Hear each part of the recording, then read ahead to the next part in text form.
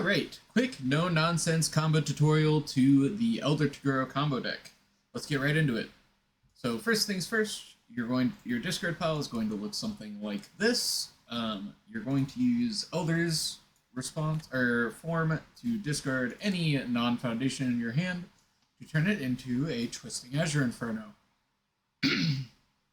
What you will then proceed to do is your first enhance is going to be Sports Festival Champ to discard any given blank from your hand. I'll just set that off to the side to say the damage of this attack can't be reduced.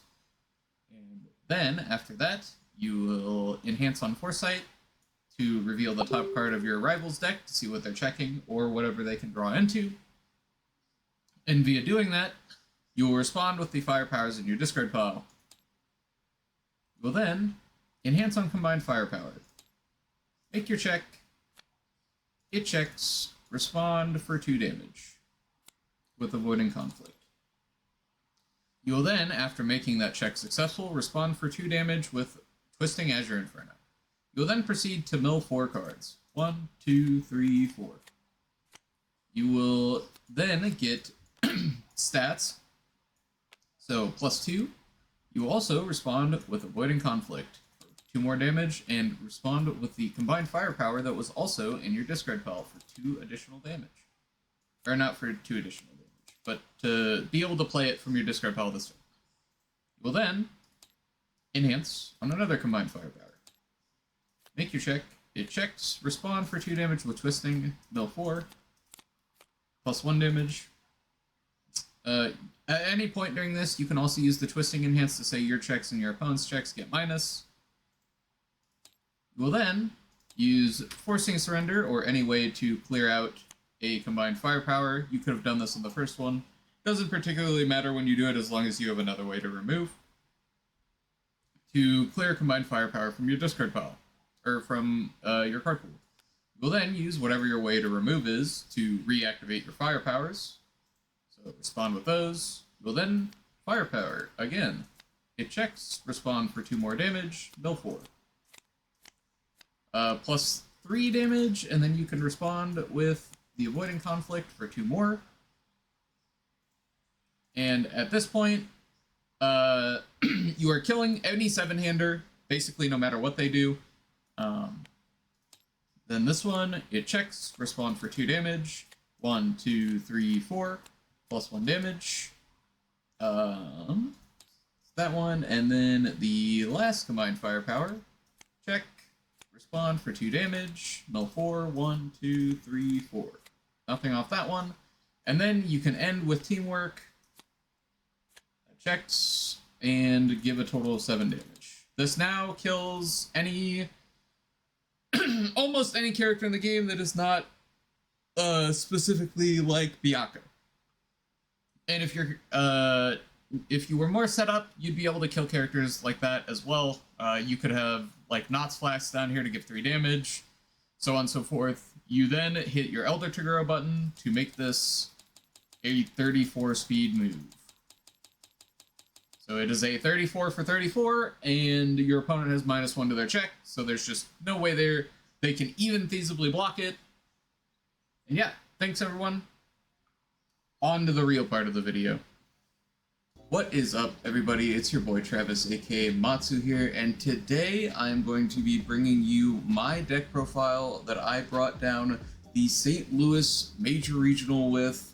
First place. It was an absolute whirlwind of an event, and I'm also going to be having a special guest here with me today, if they'd like to introduce themselves. Hey everyone, my name's Constantine. I'm one of Travis's friends. I'm an evil aficionado, and I also pitched Travis the idea on this one. So yeah, absolutely. I'm kind of the other Toguro brother in this deck profile. For sure. So this is something that we kind of had going, I want to say, a week or 2 before the event. Dean put the deck list in one of our chats, and I was like, wow, this looks really interesting. This looks like it has a powerful game plan that is something the meta is like super not prepared for. And we kind of went like back and forth on it, like just talking about like ratios and like what the deck was trying to do, because I know The original version of the deck was a lot more like all in on just trying to do the combo. Yeah. My initial thought was just like, okay, well, how ignorant can we be? How many ignorant combo pieces can we put in our deck? What does it look like when we test some hands with this deck? And it was pretty easily getting to like 29 damage on just that like zero like first draft of the deck, where mull for Sports Stadium Festival, play out your hand, play the combo, and go nuts. Yeah, for sure. So I know we were just talking about the combo, but let's just get right into it. So obviously we were talking about Sports Festival Champ, which for those who don't know is a 2/5 with a 2 mid block, enhanced commit, discard a card. The damage of this non-throw attack cannot be reduced. Now, Dean, if you'd like to explain why that matters for our combo, you are welcome to do so. Yeah, so this is kind of like an iconic card for Death Elder Taguro decks. So in Elder Taguro, his bottom enhance allows you to swap the speed and damage of an attack. And combine that with Sports Festival Champ, when your attack's damage can't be reduced, when you swap the damage and speed, the damage still stays the same. So you can make an attack have as much damage as you want, and then swap it with Elder Taguro, and that damage will then become the speed. So you have a parallel statted, really big, really fast move. Yeah, and the way we accomplish this is typically by playing a billion actions on a Twisting Azure Inferno, which is arguably the centerpiece attack of the deck. We can do the combo with other things, but typically it's just us playing a bunch of actions on a Twisting Azure. Yeah. And then I guess starting off with the I would say the best action in the deck, combined firepower, right? Oh yes, absolutely. You want to talk about just kind of like the synergies that Combined has with our deck? Yeah, so usually with the Azure Inferno decks in the past, you'd have to draw a bunch of actions to make use of that. And combined firepower is especially powerful in that it is an action we can play from our discard pile. And so usually on Azure Inferno, you're always getting 2 damage from the firepower because what Azure Inferno says. I believe on average firepower is +2 damage when you play it from just when you mill the 4. Yep. Yeah, and in addition to that, another action we have is avoiding the conflict, which not only is one we can easily play on Azure Inferno to give it 2 damage and replace itself, it is something you can randomly mill off firepower and give even more damage to the Azure Inferno. Correct. It also has a very interesting interaction with firepower because it removes itself. So it is not only an amazing hit off your firepowers, but discarding this for cost for Sports Festival Champ is a way to turn on any firepowers in your discard pile. Hitting it off of firepower itself is another way to turn on your firepowers in your discard pile, and it's so much damage. Like, it's almost teamwork levels of damage. Yeah, and great segue into teamwork is the next action, which by itself is 7 damage on an Azure Inferno. And something that's really neat about Firepower and Azure Inferno is that they are by themselves give you the 5 symbols necessary for teamwork, because they only share the death symbol. So 2 separate symbols on Azure and 2 separate symbols on Firepower. That gets us to our 5. Yep. It's very, very important for this deck. It's also important to note that this card has a crazy block effect. Like, I use this card on defense so often, it quite literally won me my game against David Dooms in top 4, or in top 8, I should say. Just being able to block a Walk the Dog with a 1 low block was crazy. Yeah, and I have to imagine sometimes during the events you got value out of the ignore progressive block as well. Oh yeah, absolutely. I believe there was like one time where I blocked teamwork with like 2 cards in my card pool and just was like, my next one ignores prog, and now I just get to block the next one for free as well, as long as I have a little bit of minus speed. So that was pretty huge. Yeah, and I guess moving on to the next piece of the combo that really helps abuse firepower is cards like Forcing Surrender and Twins Bond. Yep. So both of those cards can clear a card from your card pool.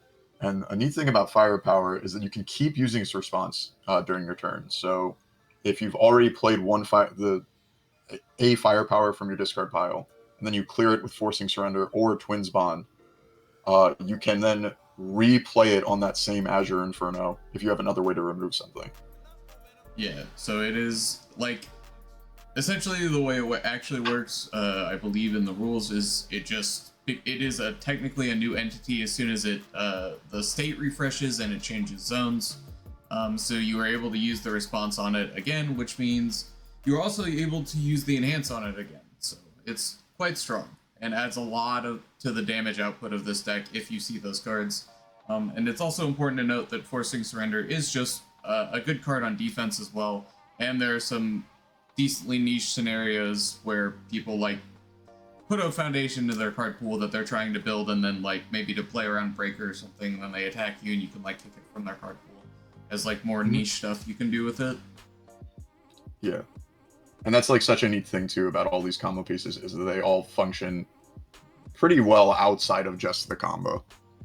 Yeah, absolutely. I think another important thing to talk about specifically when it comes to things that function outside of the combo is the Big Fall. So the Big Fall is a remove enabler for our fire powers, but it also plays it into a lot of situations where, for example, we show down our opponent and they only have like 1 or 2 left ready, and they leave the best ones ready, right? Because they want their best foundations on aggro or on defense. So you can remove your Big Fall to say, hey, destroy one of your best foundations because you left it ready.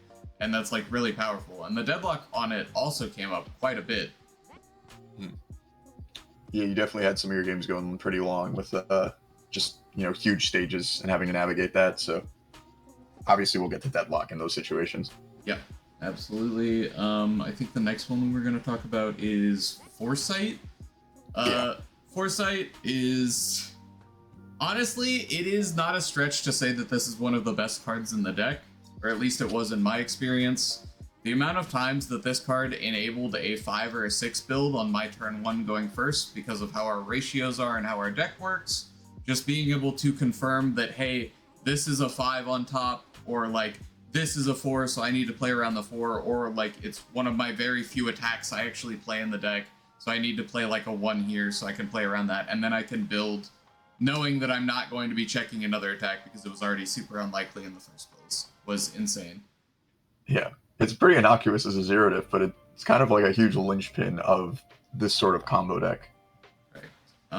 It was also crazy on defense because a lot of the time what I would do, especially later on in the game when I didn't need to confirm what my check was on my foundations, I would just play it as my last card and go, okay, I know I'm checking a 5 on defense, so I just get to play around whatever is on top of my deck. Or like, there were a few scenarios where I knew that there was an avoiding conflict on top of my deck, so like, as long as I have a way to mill that avoiding conflict or like make a check, I just have free -2 speed that my opponent literally cannot know about. Yeah, like complete surprise to them. Yep.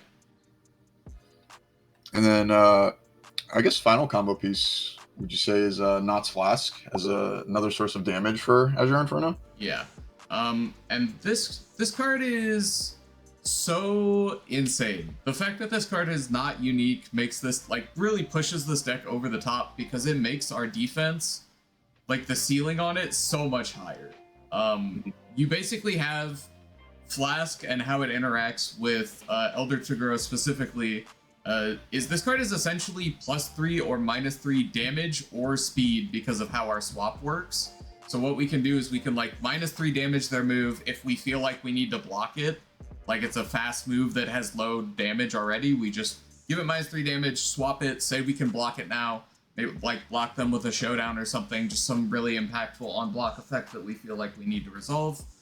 Or if we just need the minus damage, we can like use any of our -speed foundations to pump into it, and then swap it, give it -3 damage, and just say, hey, I didn't want to take any from this. And then the other part of the card is the mill 3 is also absurd in this deck. So this is very much a like graveyard synergy deck. We want to get our combined fire powers in the discard pile. We want to have these extra effects that can mill us so we can find any of our 6 attacks or avoiding conflicts to start our combo, stuff like that. Yeah, and I I know the card says it, but just to be clear, I don't think we had mentioned the form on Elder Jaguro. He guarantees the that we get to play one of the attacks from our discard pile, right? Yeah. So it's entirely possible that none of the cards in your hand are Azure Inferno or Firepower, but you could still kill your opponent. Yeah, absolutely. But yeah, so definitely not Slask is a super messed up one, and it kind of bridges that gap of combo into the defense. And so I guess we could just start talking a little bit more about how you were able to survive so long with this against your opponent's offenses, right? Yep. So I think when we start talking about defense, bar none, the most important card in our deck is Immortal Shapeshifter. I mean, it's got Elder's Face on it. What would you expect? This card is the biggest, like, most insane defensive piece in this deck. Being able to gain a health every time you destroy a foundation, and then also just having a destroy outlet on it makes for some really interesting interactions, but also just a lot of like versatility. So like it allows me to take a lot of pokes that otherwise as a 7-hander I would have had to I gotta think about that one. I don't know if I should actually take this 5 damage poke because now I'm like 5 life down and my opponent has like a tempo lead on me and I'm a lot closer to dying. But with stuff like Immortal Shapeshifter, I don't have to worry about that. I can just take 5 on the chin and be like, yeah, sure, I'll gain it all back over the course of the next 2 turns anyways. It doesn't matter. Yeah, and I want to like highlight this card even more because to me, and when I was thinking about this deck, I was like, oh, you don't need Shapeshifter. Like the life gain's not that big a deal. The +1 damage is not that big a deal. We have enough damage, but it really is what as you said, it's just like this monster on defense where you're not trying to kill a 20 health 7-hander. You're trying to kill like a 30 health 7-hander. Or I don't know how much health you've gained in the games you played. But so it was a lot more than that. So like I. Specifically, I want to shout out my round 1 game in the main event, which I did end up losing, unfortunately, mostly due to my own stupidity, but it's fine. So I played against Wesley Bittner, big shout outs. He was playing Chaos Coda. In game 1, he had to play 13 attacks to kill me from 10 health because I had 4 Immortal Shapeshifters on the board. Yeah, and I think it's safe to say most of the decks in our format are not playing 13 attacks in 1 turn, so like Shapeshifter is going to keep you alive against most of the other stuff for sure. Absolutely. And yeah, so we have our life gain to keep us topped off, but we also need to be able to block, right? So we got the suite of speed hate foundations in learning to harden, Rabbit Finesse, and Surviving the Final, I believe is all of them. Yes. I think arguably the most important one is learning to harden, because it is like it's dual purpose, right? So it is either commit for -2 speed or it's commit for +2 damage, which is very important to get to the breakpoints that we need to kill some of these higher health characters like Byakko or I think it's really just Byakko and like Godzilla are like the 2 highest health characters that we saw at this event. And sometimes with just the combined firepower stuff, you aren't quite able to get to that number on 1 move. But this card, stuff like this card, just allows you to get there. And then also, it has amazing synergy with your character. It's got a death response that says after it is destroyed, you draw a card. So when you pop it to swap with your character, or when you pop it for Immortal Shapeshifter, you just get a draw card, which lets you dig for more pieces that you need to see, and stuff like that. Yeah, definitely, probably the best one. Whereas like Rabbit Finesse and Surviving the Final are good, but they're just speed hate, right? Yeah. Yeah, Rabbit Finesse does have a little bit of a bonus synergy with our character and our deck, just because, like I said, we have a destroy on face. So most of the time, if I need it, it is going to be a commit for -3 speed on a 1 diff, which is very strong. Yeah, 100%. And fine with moving on, I'd say the next stuff would be our sort of breaker blocks, or rather our breaker foundations, right? In Keiko's Aid and Fighting for Control. Yeah, so these cards were just insane the entire weekend. as I'm sure most of the community probably knows by now, Keiko's is just effectively able to shut off attack turns just like by itself most of the time. If you build 2 Keiko's, your opponent isn't likely to try and push through their second move on like a minimum 9, right? Because 4 plus 1 plus 4. And it's just not really something that most players want to do, especially when on average, which this is another like kind of centerpiece of the deck and the ideology behind it, on average, if you try and push through a Keiko's 8 on turn 2, when your opponent like single or doubles you, you don't want to do it because there is a chance that you check bad and you can just lose the game off of it, right? Compared to our deck where we're giving our opponent a lot more time, but most people don't know that. Like for example, in Swiss, almost nobody actually knew what this deck was trying to accomplish until kind of the like rumors around it were circulating throughout the room in like round 7 or round 8. So people just didn't know that, hey, maybe there's a chance I should just be pushing through this Keiko's 8. Like, I should just be playing this attack and just like trying to go for the throat. So it's very good. And it's kind of the same thing with fighting for control, although this one came up in a lot more of the like city rampage matchups, because when someone tries to play a city rampage on you and you go, oh, you checked a 5? No, you actually checked a 3. I'm okay with you failing this because it not only says you don't get +2 to your check for the rest of the turn, it also says you don't get 1/1 on all your attacks. Yeah, and even if you what's so great about fighting for control, right? Where it has this amazing application against city rampage decks, but even if they're not on that, it still just hits attacks, right? Right. This card is, as long as you're playing it right, is always going to be a nightmare for your opponent. Yes, it is also very good specifically against Cape of No Return, because a lot of people would try and like poke you twice or like build their foundations and then play like a Cape of No Return on like a 5 or whatever. So being able to say, hey, you're going to tap 2 foundations for that Cape or you're going to fail it, which is Cape is one of the only like actual ways of interaction for our deck if we don't see a Luna Ring to destroy it, right? Because we can't cancel it with League of Villains, so there's just really like we can't commit it with Showdown, so there's just no real way for us to answer that aside from Luna Ring. And I think we're kind of like winding down on defense and starting to move into answers with I guess last card is for defense is Struggling with Studies, which leads into our answers, right? Correct. Yeah. The last 2 cards on the defense list are arguably just Struggling with Studies and Showdown, which are arguably the biggest part of our answer suite. Struggling being able to say it protects the combo from flip effects, which targeted flip was definitely a thing in this format. There were some people playing Dragon Strike. There were some people playing Split Body Control. So just being able to be like, instead of flipping my important combo piece, like my Sports Festival champ, you're actually going to flip this Struggling with Studies instead. Was very good. Yeah. And obviously, on defense, I'll pick up my block. Great effect. Yeah. Especially when our blocks are like so insane anyways, like blocking with Teamwork, blocking with Showdown, and then just like any other good blocks we have, like even blocking with Avoiding Conflict as a 1 mid is very good. And potentially scaring your opponent off of attacking more, because like, oh, I don't want them to have the Avoiding the Conflict for their Azure Inferno.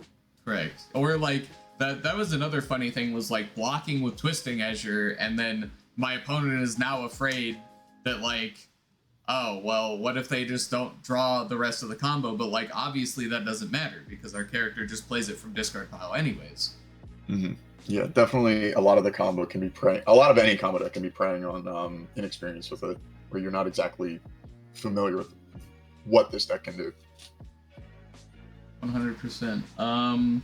And then, like we were talking about with Luna Ring being able to destroy the only like true answer to our deck, aside from something we'll talk about a little later, which is Evade Copy, is very important. And then also there are some very niche scenarios where Luna Ring is just our kill condition, like a secondary kill condition. I gotta ask, anytime in the tournament did Azure Inferno ever get Genkaized and then your Luna Ring got +3 damage? No, I did not get Genkaized a single time the entire event, Hell yeah. which is crazy because I think that card is insane. But it just seems like a lot of people were like favoring other things over Genkai's. But to be fair, I'm sure a lot of other people weren't expecting a 6-attack deck to be on the radar, right? Yeah, no, absolutely. I think part of the reason why this choice was so good and like why it was so we had such a meteoric run is it wasn't expected. Like I was literally the only Elder Toguro in the room. The only other person who was quote unquote playing Elder Toguro was, I believe, Zach playing Evil Ghidorah was siding into Elder. Okay, yeah, so yeah, definitely a surprise. And then I guess a little bit more with the answers. We still got stuff like League of Villains to talk about, right? Yeah, League of Villains I think was very good the entire weekend, but it ended up for the most part being less of an answer to like our opponent's answers and more of like a defensive piece. Just kind of this card allowed us to go to deadlock against a lot of the decks that were playing like good deadlock effects, because it was like, hey, if you only draw one of your deadlock attack, I can cancel the ability on her. Like if you have a good deadlock foundation, I can cancel that as well. And then also like canceling Falling Skies was very good. Being able to also punish people for playing abilities on their committed foundation. There were a lot of people playing like Nice Try decks. So being able to be like, yeah, I'll get a little bit of chip damage in for free to make my combo kill easier in the long run was also very good. Yeah.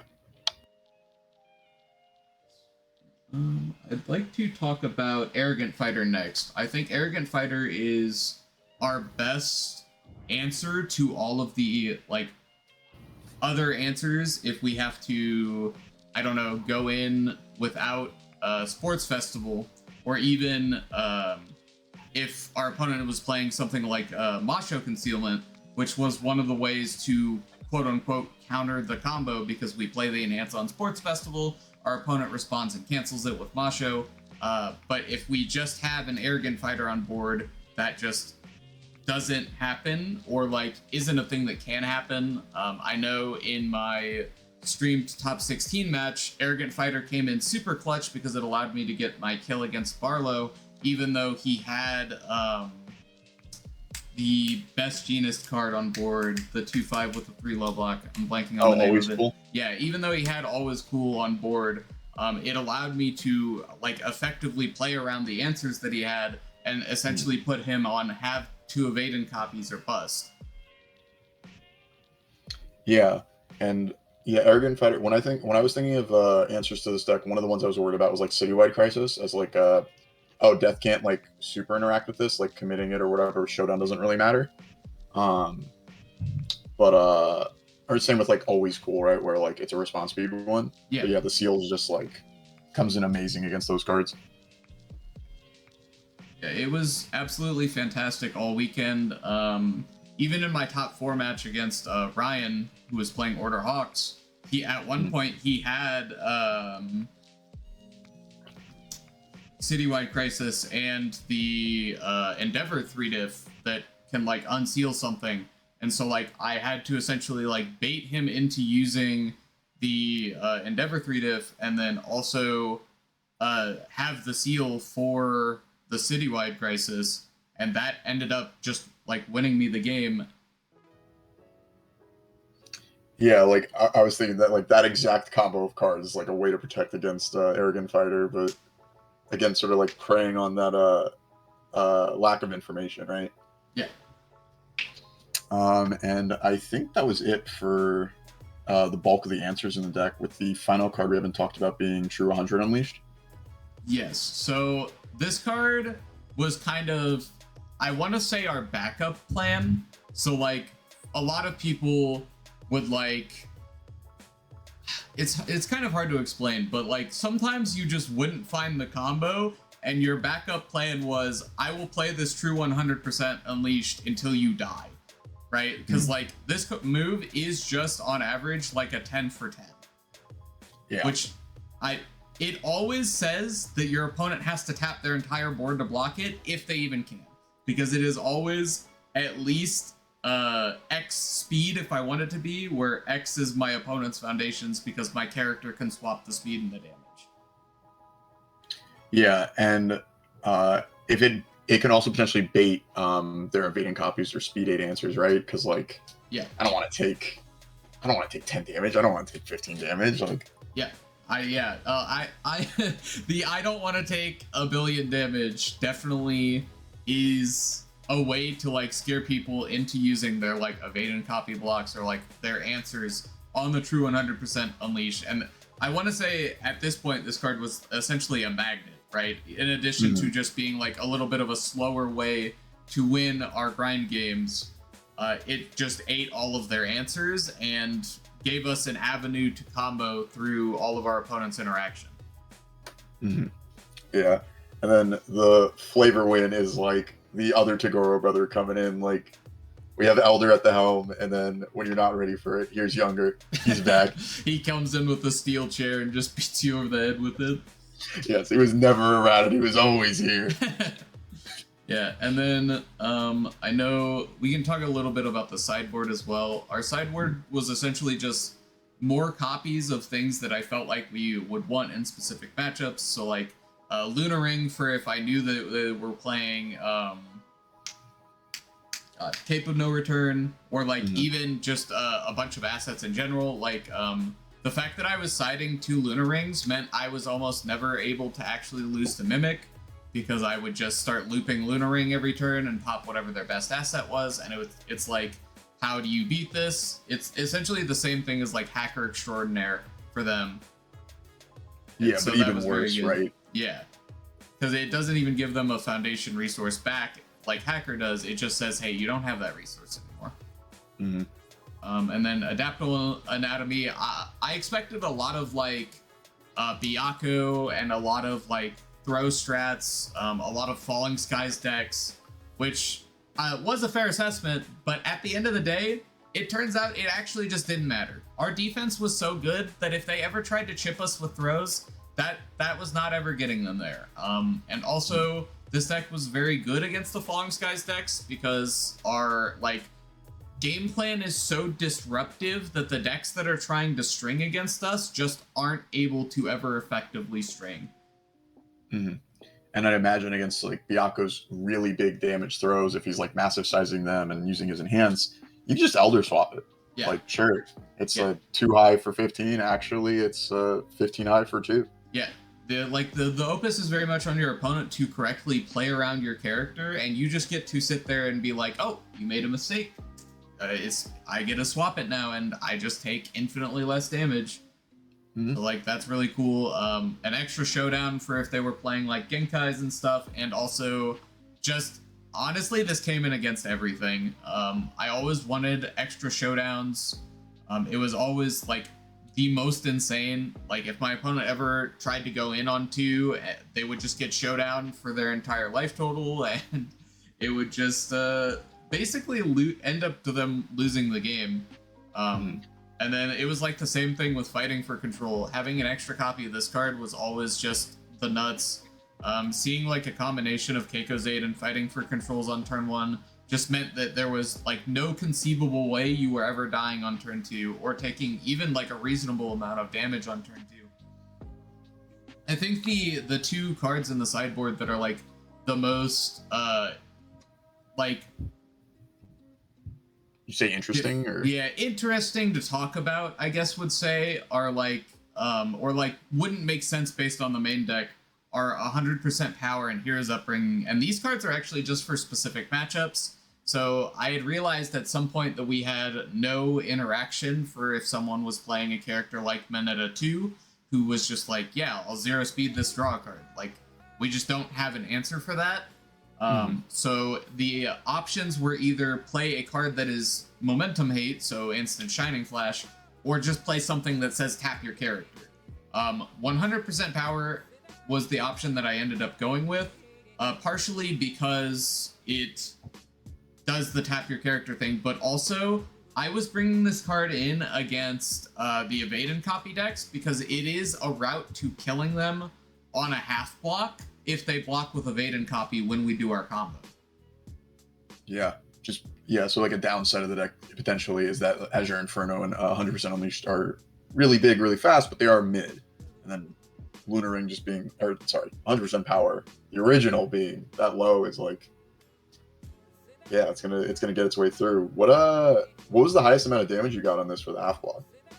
So it actually, I didn't play against any evade and copy decks until top 16, so it didn't actually come up. But just the idea of it. Yeah, the idea of it is like, hey, I can realistically get this to like 35 or 40 if I need to like one shot a 7-hander that's playing an evade and copy deck or something along those lines.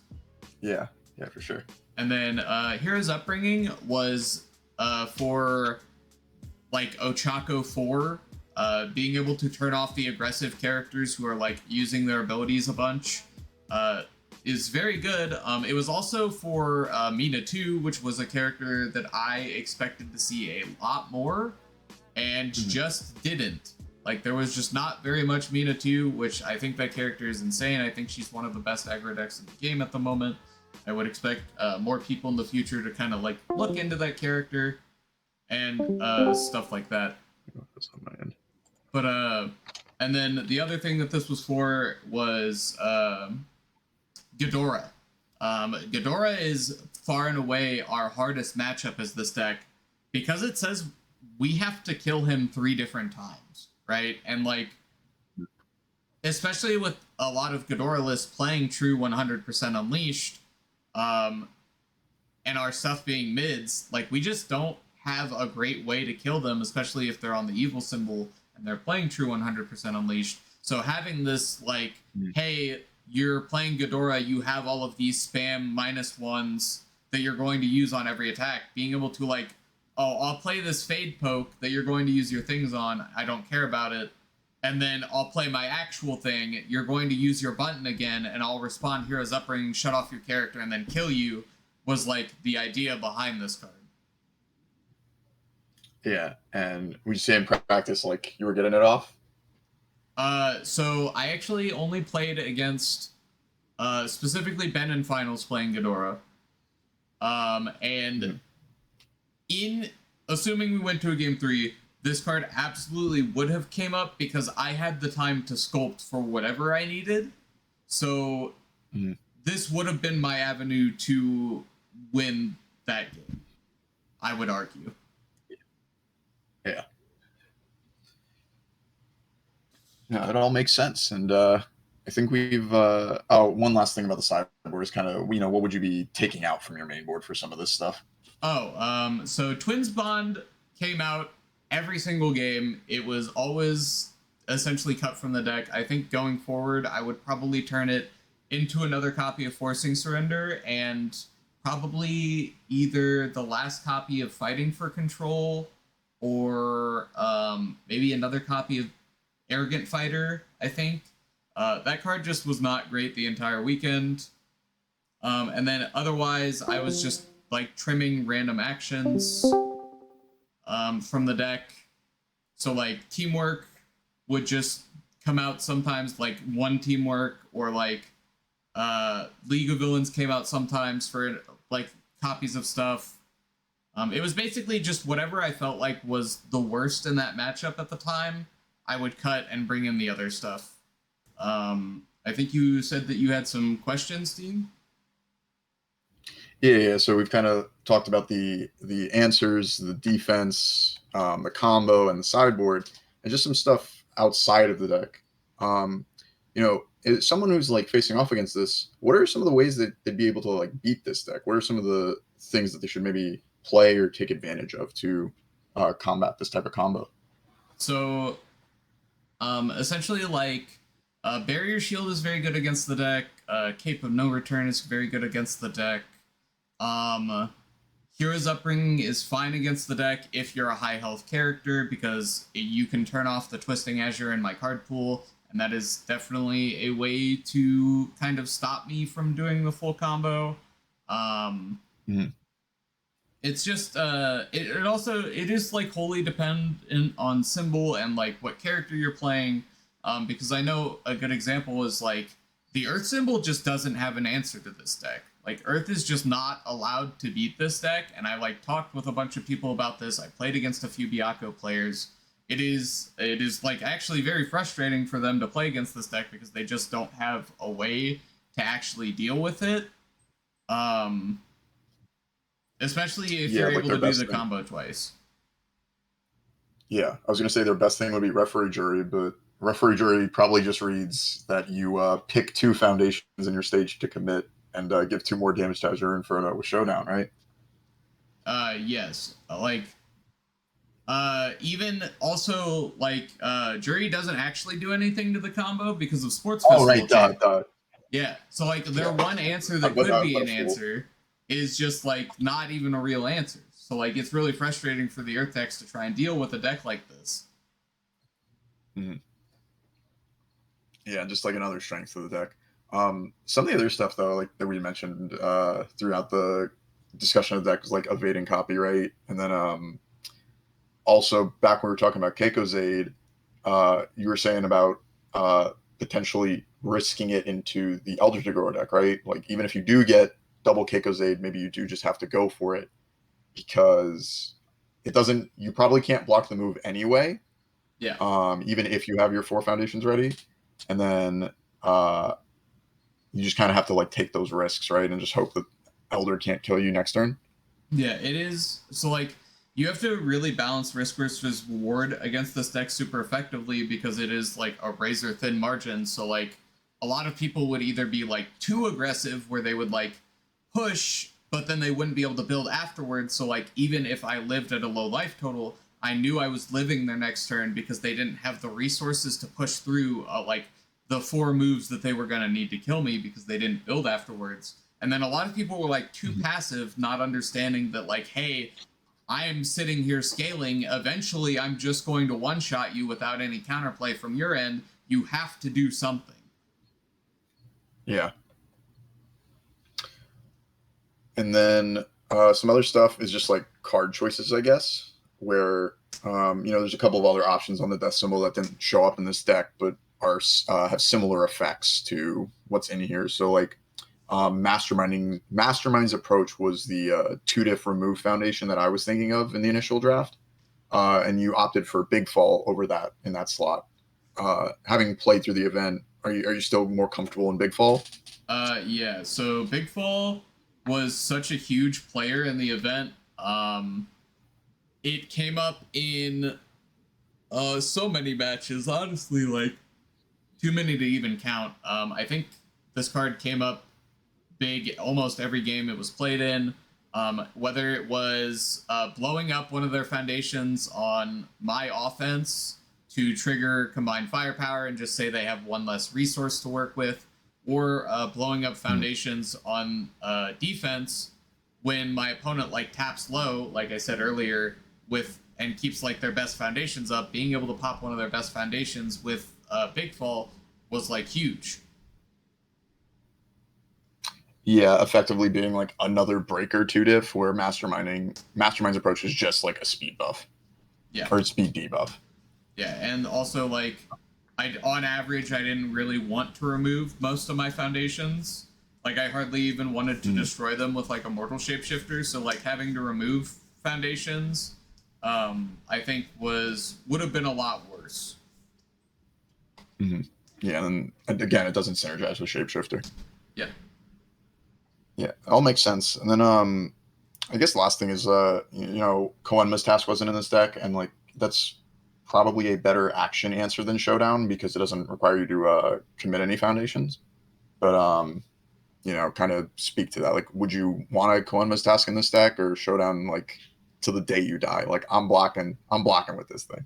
Yeah, so like I think that Koenma's could very easily take the spot of Adaptable Anatomy in the sideboard if you wanted to do that. But otherwise, I am a Showdown gamer until I die. This card is one of the most broken defensive tricks we have in our format. Target Commit to is insane. It shuts down so many answers to our deck. as well. Like for example, the Endeavor 3-diff can't be sealed, but you know what? It can be. It can be committed. So whenever your opponent attacks you, it doesn't matter. They attack you with a high, they attack you with a mid, all half block. If I need to, I will get that answer off the board, and you will not touch my combo. Yeah, and yeah, an absolute strength to Showdown, being able to like force through this combo. Yeah, so that's all the questions I have, and we've basically, gone in depth about the whole deck. So I think we can start wrapping up. Yeah, absolutely. Thank you very much for being on the profile. I really appreciate it, and also thank you very much for bringing the profile to my attention in the first place. It was obviously a huge help. Yeah, man, for sure. I always love talking about the game. Thank you for having me to chat about it. Just always great talking about Universus, and yeah. Yeah, absolutely.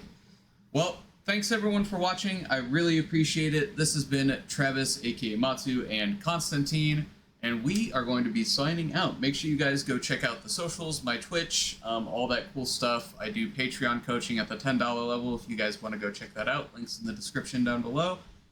Have a wonderful day, everybody, and stay classy. It's been Matsu signing out. What is up, Matsu Nation? Thank you for watching till the end of the video. If you enjoyed, like, comment, and subscribe. And check out all my socials and my Patreon. I hope you all have a wonderful day, and sayonara.